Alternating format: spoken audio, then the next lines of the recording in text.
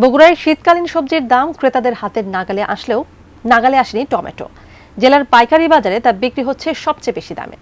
পাইকারি মোকাম রাজাবাজার থেকে বিস্তারিত জানিয়েছেন উত্তরাঞ্চলীয় ব্যুরো প্রধান চপল সাহা।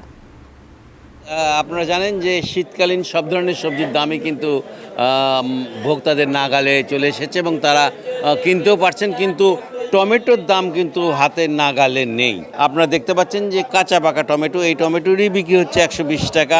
আপনারা জানেন যে আসলে বগুড়ার ধুনট, শেরপুর, সারিয়াকান্দি, শাহজাহানপুর, গাবতলী এইসব এলাকায় কিন্তু ব্যাপক চাষ হয়েছে। আগামী 1 থেকে 2 সপ্তাহের মধ্যে কিন্তু টমেটোর দাম কমে আসবে এবং সেগুলো নামতে শুরু করবে। আমদানি বাড়বে এবং আমদানি বাড়লেই টমেটোর দাম কমে আপনার 60 থেকে 70 টাকা কেজি চলে আসবে। যদিও আজকে বাজারে অনেক লোকের ভিড়, অনেকে কিনছেন টমেটো, কিন্তু টমেটোর দাম যে বেশি, এই যে পাইকারি বাজারেও টমেটোর দাম বেশি। কৃষকরা বলছেন যে কমবে, তবে একটু আমদানি বাড়লে তখন কমতে শুরু করবে। মোটামুটি বগুড়া রাজাবাজার থেকে এই ছিল আমার কাছে সর্বশেষ সংবাদ।